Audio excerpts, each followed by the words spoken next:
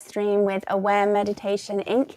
If you are new here, please just put your comments in the chat, say hello, so we can start to say hello. Those of you who are joining us for the first time, this is an hour-long. Sorry about that. This is an hour-long live stream where we have myself, the founder of Aware Meditation Inc., which is founded with Vedic meditation, and we are going to be talking to you a little bit about letting go in practice.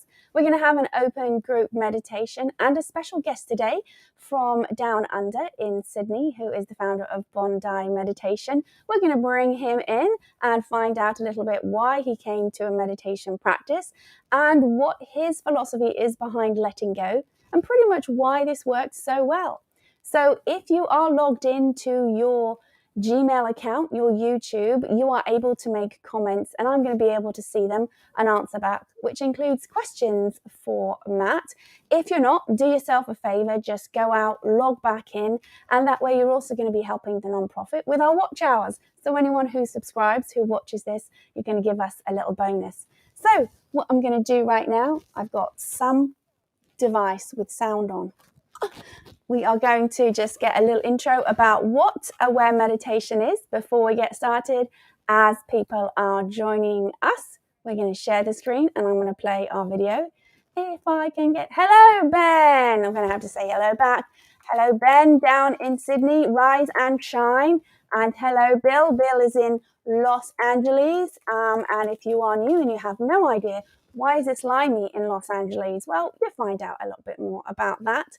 We're going to share the screen right now and let me see here. We're going to have everybody be able to watch our video, which Ben actually helped produce.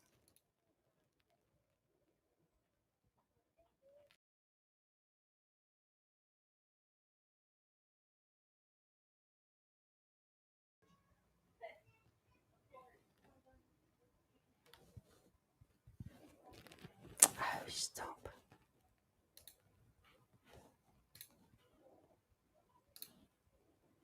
Nope. All right, we can see that it actually took the wrong screen. Way to go. Brilliant. It's went off to another device.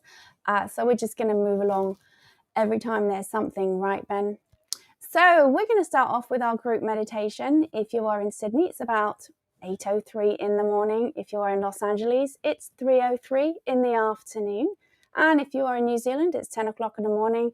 And if you're in England, it's about 11 o'clock at night. So we're going to have a group meditation for anyone. Those of you who do Vedic meditation, you know the deal. If you don't, what we do is a practice of letting go. And that means you sit very comfortably, first of all. A letting go practice of meditation is actually very different from a concentration practice. There's pretty much two forms of meditation. There's either a concentration practice or what we call non-directive practices. And a non-directive practice means we simply allow the mind to go by charm, and where it does, sort of think about maybe when you were a kid and naturally you looked out the window and your mind just drifted off. So give yourself permission to allow that to happen. So in the next 20 minutes, I'll take care of the time. We're going to close our eyes, allow ourselves to feel comfortable. And that means if you need to move a little bit or wiggle your toes, you can do that. That's not a problem. And you can allow your mind to wander and daydream if you don't yet practice ours. If you do our technique, you will have gone on a course with a teacher who's got over 6,500 hours of qualification before you let them in the room, and they will have instructed you a little bit more specifically on what to do. But if not, just allow your mind to wander and give yourself a break for 20 minutes. And I will let you know when we're going to come back and I'm going to take care of the time. If you just join us, put it in the chat that you say hello, but I'm going to write down that we're meditating. I'm going to take care of the time right now.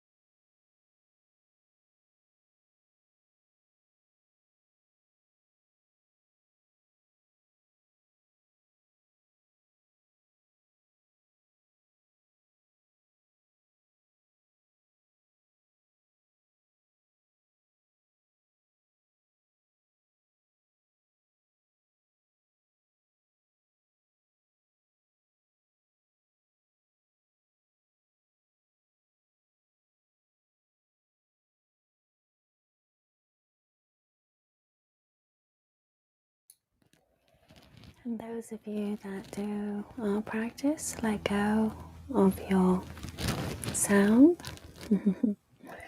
And others simply know that in a few minutes we're going to slowly open our eyes.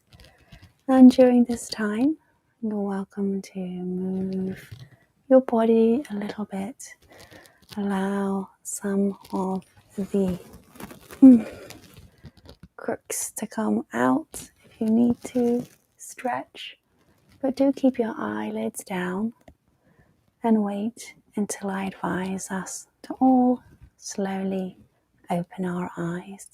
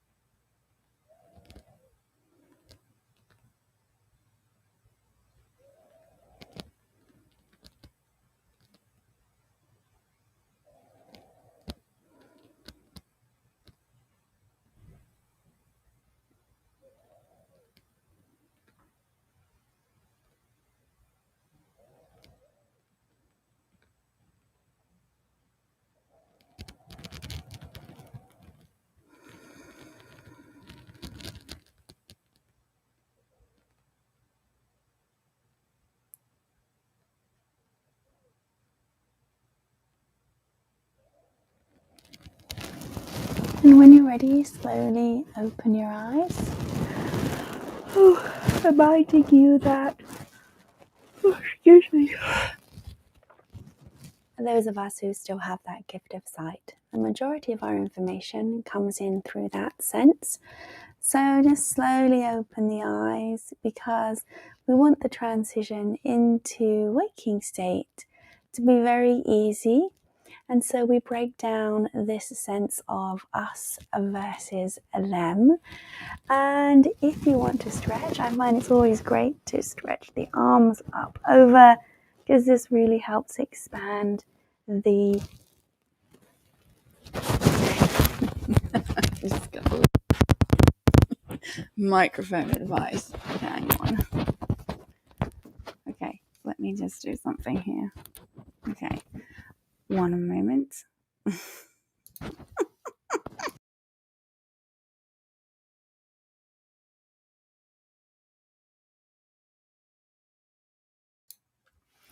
Alrighty, I hope that everyone can hear me better now. I'm not so loud. And slowly open your eyes. Okay. We're going to bring in our guest for today, and I will introduce you when he's on screen so he can actually make funny faces at me when he's appalled by what I'm going to say. No, I'm joking. We're going to bring in Matt Ringrose. Hello, Matt. Hi, how you doing?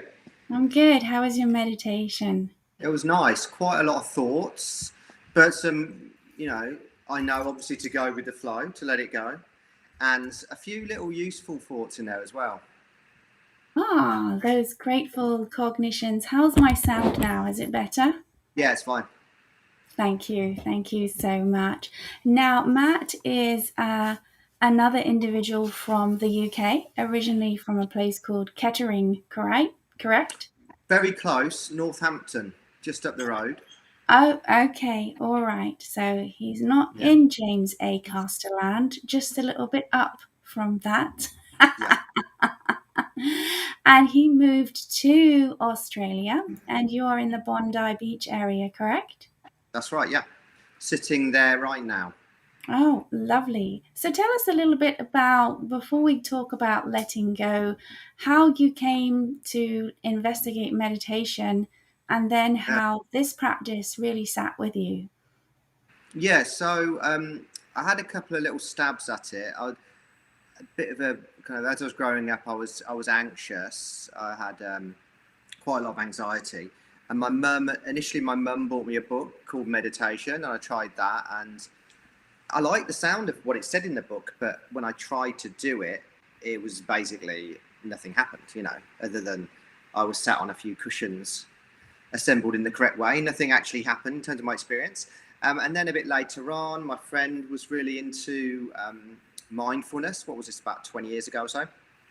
And shared, maybe longer now, and shared with me some CDs. I tried that, and again, I remember listening to them, and one day realizing I was watching it. I'd actually watched most of a TV program and drunk a cup of tea I'd made when I basically stopped meditating, taken headphones off, and done all that before I realised I'd stopped listening to the CD, and that was probably the last time I did the mindfulness CDs. So all those things, I liked the idea, but I wasn't finding it working. And then I stumbled upon this meditation via a book by a guy called David Lynch, and the book's called Catching the Big Fish. And in that, he talks about this technique where you go and meet a guru, teacher. They give you a sound in your plot. It's all very easy. You have a lovely time, and everything in life gets better. And I went and learned that, and it was true. I could do that very easily, as of course we know, everyone can. So that's how I discovered this meditation. I mean, what was the reason for me going to it? I suppose, like, I don't know, background mental health, maybe some occasionally foreground mental health issues, but some and later on some kind of lifestyle choice problems, but also just curiosity. I was just drawn to it. And how old were you when your mum suggested you look into meditation? I think it was in my teens. I can't remember exactly. Might Okay, be, and when you yeah. actually learnt this practice, how many years ago was that? I think I was 14, 15 years ago. Okay, all right. So there was a bit of a gap in between, yes? Yeah, there was a gap in between. And those of you who might be looking to find out about this practice, I've just popped in the chat an ebook that's available called Vedic Meditation Stories. It is available at the link there on Amazon.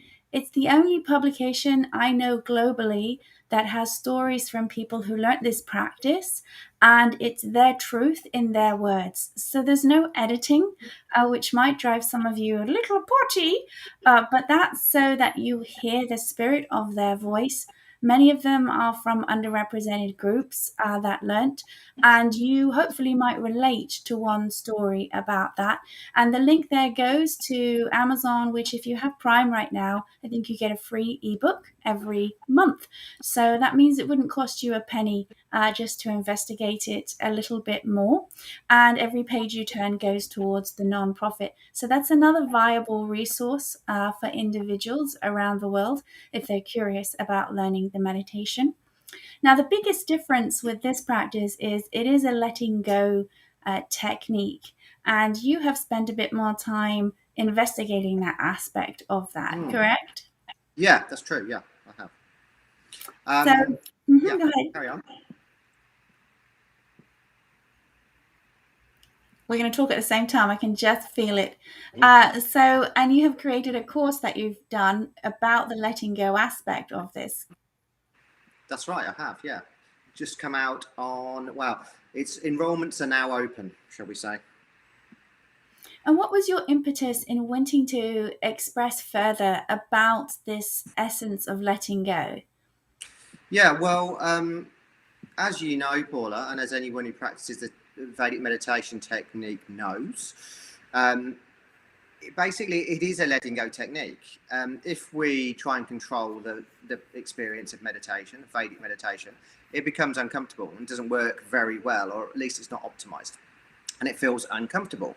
But the more we let go and just go with the flow, the better it feels. So, in other words, the more we hold on, the worse it feels. The more we let go, the better it feels. And over time, this has the effect of increasing our capacity to let go. We're being corrected incrementally, bit by bit, or we're being shown the futility of control. So we let go of control, we go with the flow, the meditation feels better. And when we come out of meditation, life is easier, and we find that we're kind of better able to roll with the punches outside of meditation as well. So we're kind of correcting ourselves and becoming better at letting go through the practice of Vedic meditation. But nevertheless, we can be meditating very diligently, maybe for quite a long time, and still find there are things we can't let go of. Am I right, Paula? Now, what if I just said, no, you're completely wrong? I mean, like, what would you do at that point? I would then answer that question. I'd say, yeah.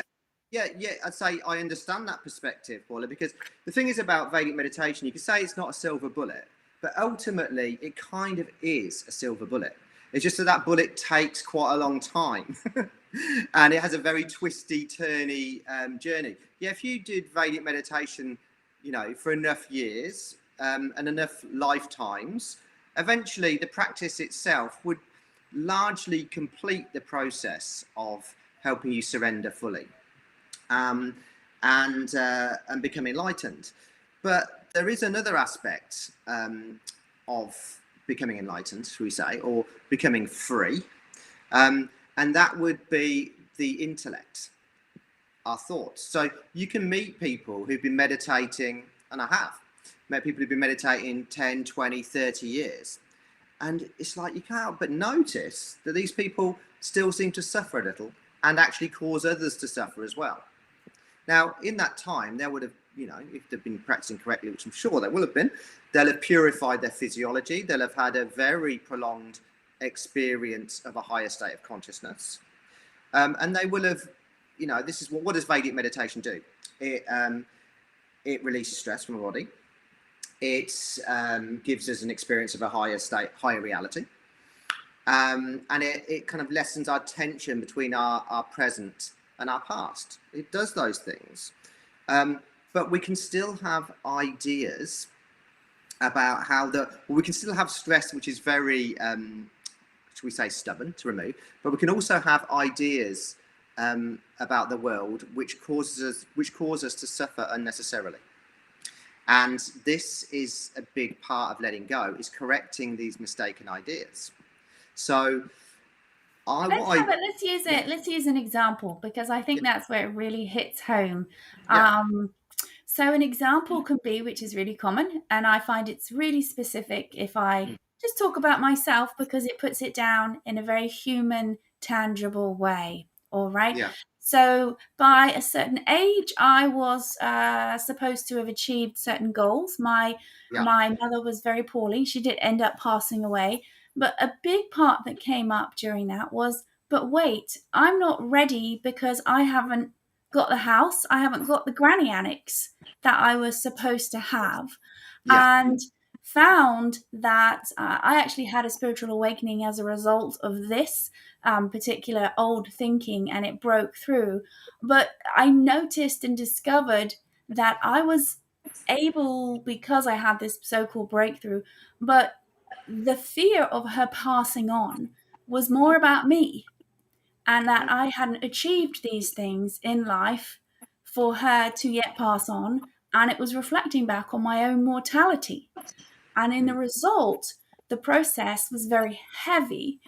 And then I would say that, I had a spiritual experience. I was in the shower and I had a huge cognition that, why would she go? I love her so much. But then the cognition was, but I know she loves me.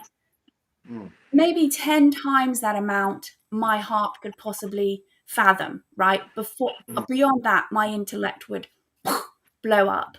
Yeah. And then I had this moment where it came in that if it was time for her to go back to pure intelligence, go back into the wave, that consciousness loved her an infinite amount of times more that I could possibly even fathom that she loved me.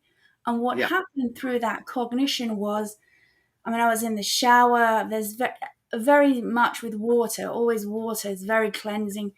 And what happened was everything felt lighter and brighter, and there was an expansion of the heart chakra for sure.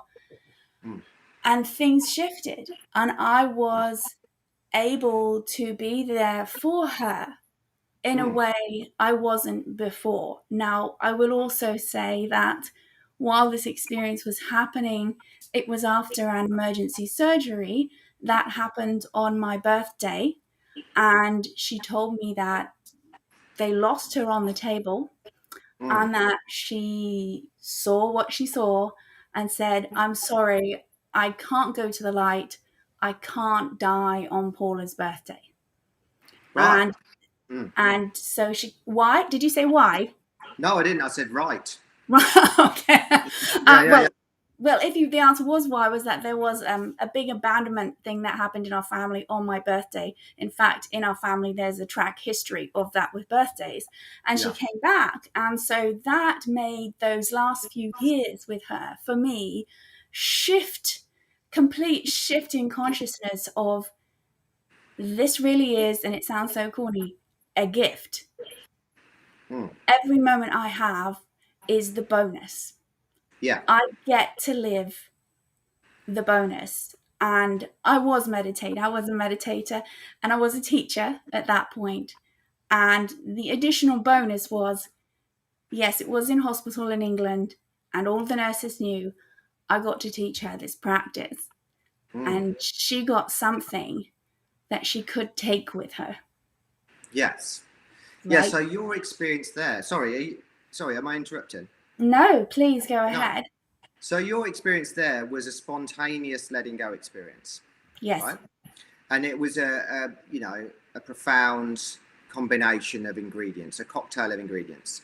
You'd been practicing meditation. You had a challenging life situation, which was pulling you into suffering, frankly. And because it pulled you so far into suffering, and you'd created a conscious potential in yourself through your meditation, the combination of those ingredients it allowed you to break through and expand into a letting go, a new territory of consciousness where letting go was possible, right? So that happened spontaneously for you at that time. But this is the thing about letting go. I don't want, or I'd like to give people the option of not having to wait until suffering forces us to let go. See what I mean? So going by charm rather than aversion. Correct. Going by charm rather than aversion. The charm being kind of, I guess, a sequence of a combination of ingredients or directions on the roadmap. So, so the course that I put together called Learn to Let Go basically helps people to let go. What's the Patanjali saying? Patanjali's quote: "Heyam dukkam anagatam." Avert the danger which has not yet come. Remember that one? Yeah. So what I do is give a combination of approaches which work together. So you've got meditation. That's already expanding your consciousness, and so I'll try and kind of demonstrate with my hands here how it works. So all letting go, and this is what you experience in the shower in some way, is letting go is there's a sensation of challenge, an uncomfortable sensation. And then there is our consciousness state. So let's say that the challenge is this big, yeah? This is how big our challenge is. If our consciousness state, and this is all just kind of rough analogies to express the concept, is smaller than the sensation, then we'll be overwhelmed. and we won't be able to let go. And the sensation will control us, move us into suffering, make us feel controlled by it. And all our actions will be controlled by it from a place of fear on some level. So that's what we don't want. But that's what a lot of people experience. Thing happens, they become a victim immediately because the sensation is bigger than their conscious ability to interact with it, shall we say. So what we want to do is create some space around the sensation, conscious space. Meditation helps that. It's one thing, it helps conscious space. The other techniques I give in the course all also help that. So what happens is then we've got conscious space, a bigger circle, let's say, and within that, the smaller circle of the sensation. So what have we got around here? We've got a gap around here. So that's the gap, which is potentially the gap in which we can do our letting go. The only issue is the spikes in the gap. Spikes are in the gap, they go around the circle, and they kind of make that gap hazardous. So we go in the gap and we still can't let go. And what are the spikes?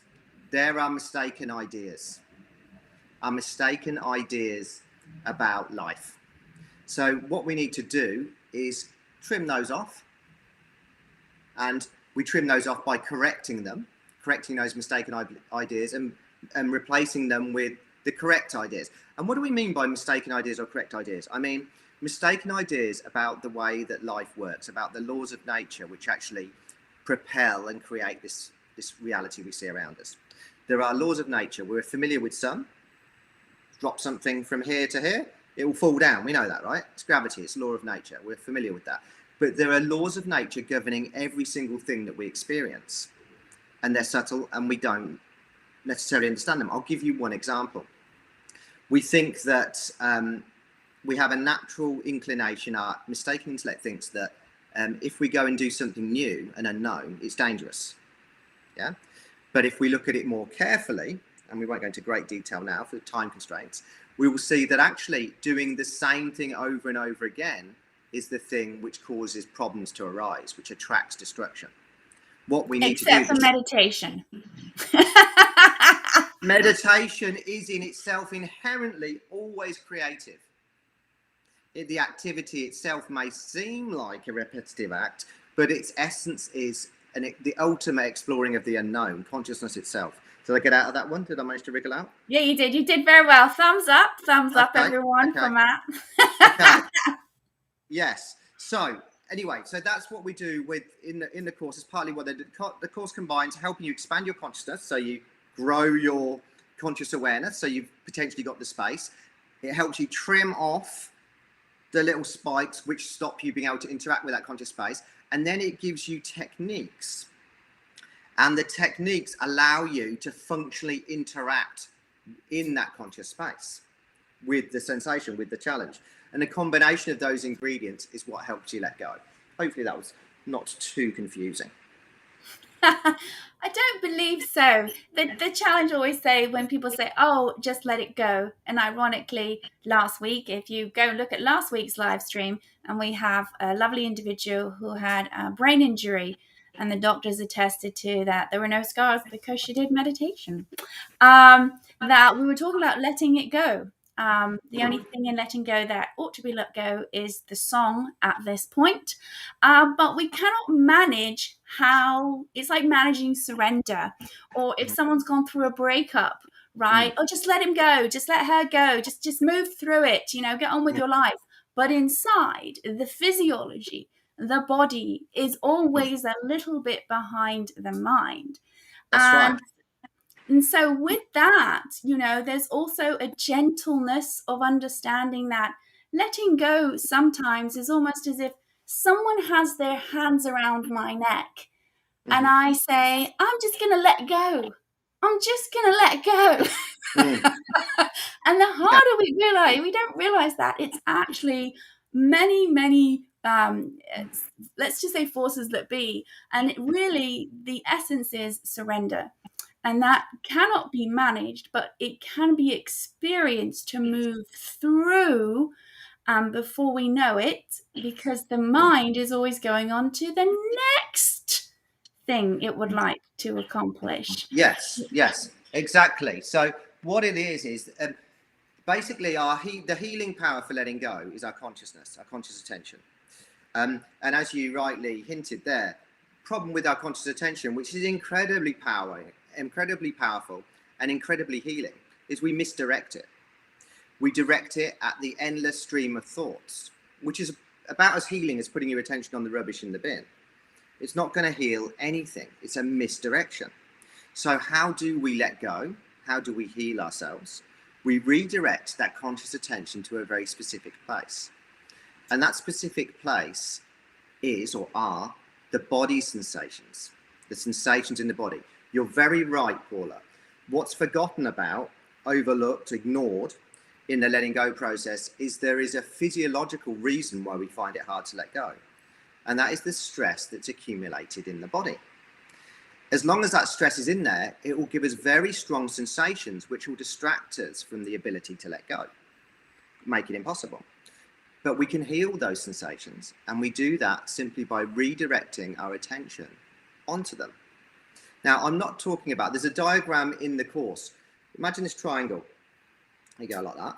It's not very, it's a bit wonky, isn't it, that triangle? It's just a backward screen. But we'll just say an inverted pyramid. It's an inverted pyramid, and there's 2 slices through it. So it's got 3 slices in total. The top bit, the biggest bit, is thoughts. Down underneath it is emotions, the next largest bit. And the smaller part, the pointy bit of the triangle, are body sensations. Okay?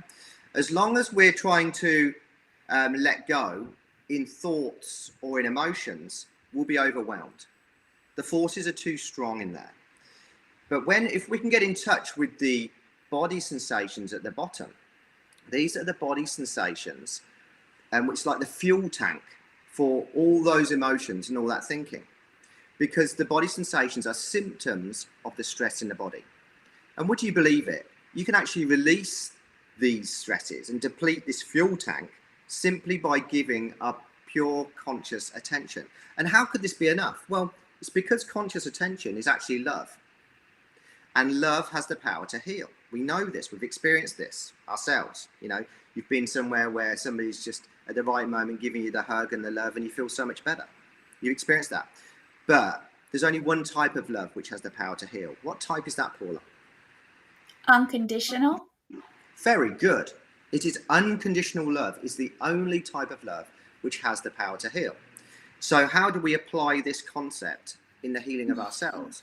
It means we need to put our attention on the sensations in our body without any need for any outcome, without any need to control it, without any need to manipulate it or expect anything to change. It's a pure, loving, conscious attention as we would give to our child, even if they're being naughty, hopefully. It's an unconditional love, which, all right, let's not push it, but an unconditional love. And so, in short, what I'm saying is, this is a real short thing of how you let go, the actual technique itself. So once we've expanded our consciousness with meditation, once we've trimmed off the spikes, the mistaken ideas that get in the way of us letting go, we've still got to do the letting go. We've now got this bit of conscious space around it. How do you do the letting go? You feel the feelings and you don't listen to the thoughts. In other words, you let it burn through you. Whatever is happening, whatever the sensation is, you totally allow it. And if you find the mind going to thoughts, then this is actually an escape from the process. What the thoughts are trying to do is get rid of the feelings so you don't feel them, which might sound like a great idea. But the problem is with that, it's a cul-de-sac, because each time you do that, each time you go to the thoughts, all that happens is, you might soothe yourself. All the stress simmers back down, ready to be triggered next time. And then next time it'll come up just as strong or even stronger. So each time we get these challenges and this, let's say, a negative experience, it's an opportunity to heal. And if you follow the process, which is allowing the feelings to be there fully in your awareness, allow your conscious awareness to be on them, you're going to dissolve, or if you like, release the stress. And as you do so, that little triangle at the bottom, which has the sensations, which has the body sensations, starts to shrink. It shrinks and shrinks, because that's the fuel tank, right, for the above bit. And as that triangle shrinks, what happens above it? those triangles are going to shrink as well. They're part of the same triangle, aren't they? Those slices are going to shrink. So you're going to find that the emotions are less overwhelming, and the endless thinking that it used to fuel becomes less endless and less overwhelming. It's making sense. Yes. And as a result, what happens is the heart opens, and not an accident that I was drawn to wear this green shirt, which is the color emanating with the heart chakra. When we find that we open up and we connect to that unconditional love, then our own love for ourselves as an entity and any judgment starts to go away. And as a result, the world actually looks brighter and lighter. It does. This is it. So, letting go initially, we usually, as I say, we're drawn to it by suffering, or forced to it by suffering, or maybe you're drawn to learn to let go on a course because you are suffering. So suffering is usually what is the motivation for us letting go, or wanting to, or forcing us to. But once we do, as I'm sure you discovered, Paula, the whole of life floods in. Because holding on tightens us up and holds life out, blocks life out. But when we let go, we can look at it on the level of chakras and heart and opening. Then we allow life to come in and we experience the fullness of life. And this we is realized actually... we were shortchanging ourselves. We realized we were shortchanging ourselves the whole time. The strategy of control, which was keeping us safe, actually was a total mistake. Because when we open up, we fall into the safest place of all, which is our deepest, truest identity, which couldn't be more safe and supportive. That's the irony. And often through cultural training, right, and ideas. The world's assembled to encourage us to hold on. Exactly. And for those of you who this seems so in depth, the simple practice of this meditation is in the spirit of letting go. And that's why when we do it, we don't sit in a position that is stressful or causes strain on the body, because, as Matt had talked about, the body is what's often holding on those old ideas and stresses. So the first thing we do is we get comfortable. And if you are watching this after our live stream and are curious to find out about Teacher Anywhere, you have the email there in the description, and I can send you links to someone who's local in your area as well about having this letting go practice. And we all have our awakenings, and then we're awakening to where we want to be even lighter. Oh, yes. So I just had someone make a comment saying that they were aware of redirecting attention, the sensation, but had limited success in experiencing when trying. Yes. You go to that first before I do my response. Thank you. Yeah, exactly. I'm just looking at the idea of creating space for feeling. Yeah. So, great question, Ben. Thank you. So, this is common. You'll have a sensation, something that's physically challenging. Let's say in the meditation, and in Ben's example, you've got this kind of tightness or churning in the stomach. And what we do is we put our attention on and allow that tightness to be there. But for whatever reason, it may take some time to deplete that. It might take some time to deplete that particular tension. And this is where the unconditional part comes in. I imagine it's a subtle practice, Ben. It's not just a case of kind of, as it were, looking mentally at the sensation. It's the quality of the looking. And the quality of the looking needs to be totally dispassionate. It needs to be, or loving, but without any attachment to any particular outcome in any particular time frame. We need to totally and utterly allow it. Now, you may think, all right, well, that sounds like it's going on forever. No, but that's the point. It needs to potentially be going on forever. You're not looking to get rid of the feeling. You're looking to love the feeling as it is, in a way. As soon as we get into the idea of, I'll love it when it goes, that's not unconditional love anymore. Correct. See what I mean? It's a subtle thing. And also, if you're really struggling with that, then get in touch with the body sensation which accompanies that. feeling of frustration or dissatisfaction or impatience. That's also a body sensation which underlies those things, and just feel those and allow all of it, because what you're getting in touch with ultimately is resistance. It's resistance to what life is, a resistance to what's happening. Paula, have you anything to add there? I would also, the letting go of the result, right? And a big element of that is trust.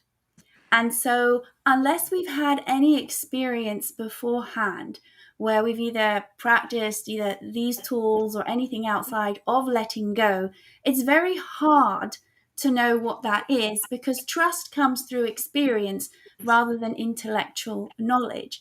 So, the guidance of simply practicing and surrendering.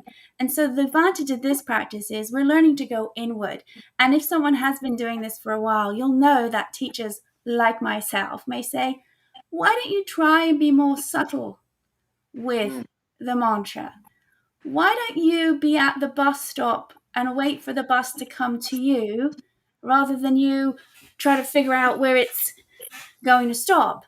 And that simple practice, and that usually happens with advanced practices, let's face it, can begin this practice of going in. We see it in all the Star Wars films. There's always a moment, and other films that are on the same consciousness message, that people go in for the answers. And so that is when there is I don't think it's not working, it's not happening. That's going back to this, right? That's going back to fear, fight or flight, and not trusting. And that can only be changed by continuing to surrender. And the advantage of attending a group meditation, right, wherever it is in the world, especially if it's run by a teacher like myself or Matt, is they will help you bring you inward in spite of your mind. And that experience of going from the fight or flight thinking inward is where we move forward and letting go of the outcome. And why is this such a challenge? Because we live in a world that is completely outcome driven. Now, the advantage of something like this at a higher level that Matt is talking about is we move away from, we actually go to a deeper level of consciousness. That's what's happening. It's called God consciousness at this point, or the next level up, right? Where there is that unconditional love. And so if it seems so far apart, like you had said, and I often say to my students, think of the mantra like a feather to a baby's cheek, enough to make them smile, but you don't want the frown. And this is how it is with yourself when doing this. Yeah. Because that grabbing, anything that's grabbing, will bring it back. So you are always welcome to anyone who watches this live stream afterwards. Send me questions and I can answer or forward you through to Matt. It is a letting go practice. I do know Matt is also, we're just going to wrap this up, Matt, so you know. Matt is also very philanthropic with some of the teachings he's done down, helping people in prisons. Those of you who know about Aware Meditation Inc., we have our inaugural outreach program in October, and we are going into a tricky neighborhood of Boyle Heights in Los Angeles. And if you are listening to this, they are open to individuals who fit the parameters. And you can go to our website and you'll see where we have special introductory talks this next upcoming few weeks for people who wish to learn. It's no financial charge if you are low income and you fit in part of our outreach program. And if you know groups as well, we are open to that. And everything is going to be according to COVID restrictions at the time of the course. So it's really best to get in early and attend that information session. And hopefully soon we're going to start to go global. If you have any follow-up questions, as I said, just reach out to us. We're all here for you to support you in your practice and the practice of letting go. So with that, I will say goodbye to all of you. Thank you, Matt. Just stay on for a second, and Thanks, Paula. See you at our next live stream. And for the course, the information will be in the description. Bye. Bye.